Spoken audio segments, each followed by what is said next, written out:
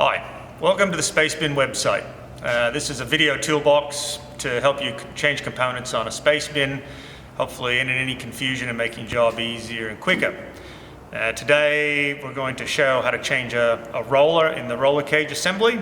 We'll be working on the bottom one, mainly because if you're going to change one, probably be in the bottom because it gets full of rubbish or something like that. Other than that, we can't imagine the rollers ever failing. They're steel with bearings in them. They should be pretty bulletproof. First, we'll go through some of the tools. Also go through the roller itself, so what you're going to go out to is this assembly here. You've got two spacers in your roller. You really probably want one of these. This is a roller installation pin. There's a section on how to make that.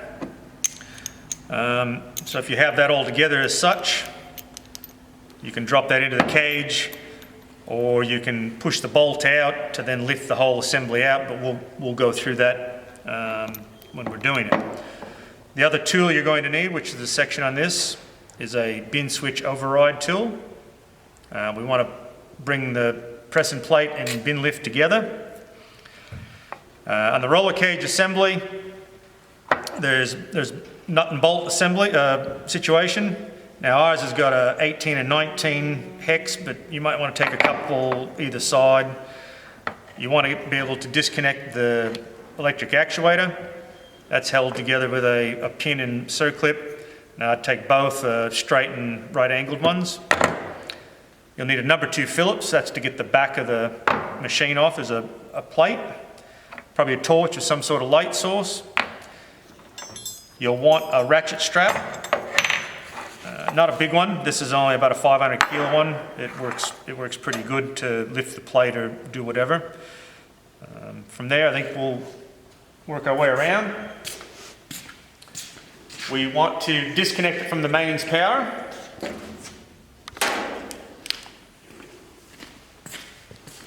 We want to secure the machine as usual, so we want to put the brakes on. Now I did say we needed our bin switch override tool, which I'm just walking over to get. This goes in under here. Like I said, there is a section on this. This is the bin switch. This is what we've got to fool into thinking there's a bin in it. So the hook goes around the rope. The other end goes in that hole. So now the machine thinks that there's a bin in it. We can run it without the bin in there, which we want to do. Really important, remember to take that back out when you're finished your job. So now we should be able to run this machine down. And what we want to do is we want to run it down till it stops momentarily. So at the moment that the press and plate's going down, and when it gets to the bottom, it'll stop for a split second. That's when you want to hit an E-stop or lift the door so everything's collapsed.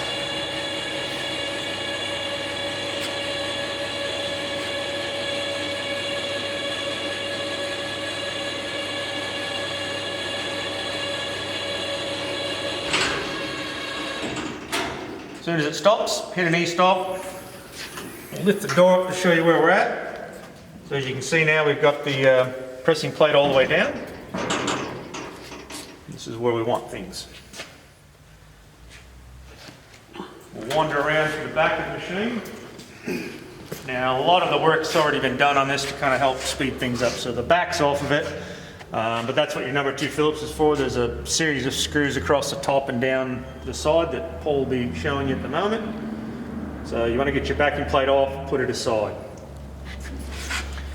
Now these are the rollers that we're replacing here. Now there's 2 at the top, 2 at the bottom. Now the ones at the top are quite easy to get to. Now what you'll see at the front, that bolt's loose, that roller's loose, that one can be replaced with no problems. And the reason that one's loose is the bin lift, there's weight at the front of it, so it's pulling forward and it's putting weight on that roller but none on that one. Now the way to get this roller out, which is the one we're going to show you because it's easier to film, we got to go around the front and we put a strap on the bin lift and the pressing plate. You just take the weight off it and that will free that roller up.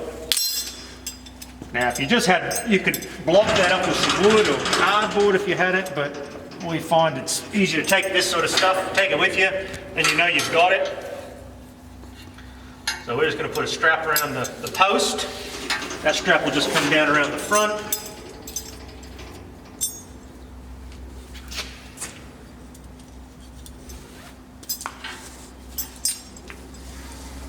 Just make sure all the knots are out of it before you start. Sorry guys.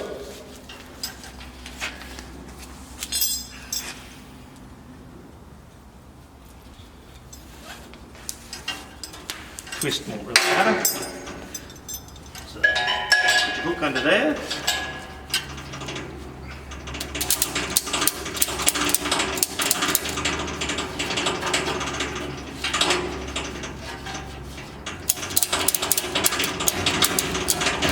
All I said, all we want to do is take a bit of that weight off the front of it, and that should free that rear roller up, so it should be able to get it out. As you can see now, we can take that bolt in and out. So as I said, this is what your spanners are for. You want to be able to get your nut off. Your pin. You don't have to have this, but I find it easier. So to get this out, we can use the pin to just push the bolt out.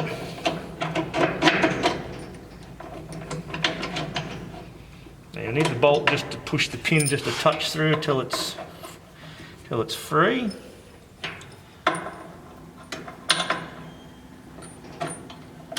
The whole thing should lift out as such. So obviously you put the new roller on, you can use the existing spacers, that should be fine, and then you can put it all back together. It's just really important not to drop one of the spacers in there. It may not be very easy to get out, I don't know. And then you can use a bolt to just push the pin back out, put your nut and washer back on, tighten all that up. Now that's the top ones. Now if you need to get the bottom rollers, we want to disconnect the strut from the bottom. When that happens is these gas struts will let that whole assembly float up. Then you'll be able to access the bottom ones. Now because this is all collapsed, this can't go anywhere. It's as far down as it can get. And as you can see, that pin's fairly loose. After we take the strap off the front of it, because it's got weight on it. Sorry about that, guys.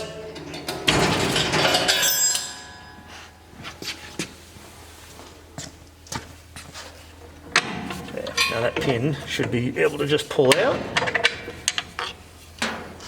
Put your pin somewhere safe. Now just put your hand on that. Now you should be able to lift that up. That just glides up, and then you'll have access to these bottom rollers.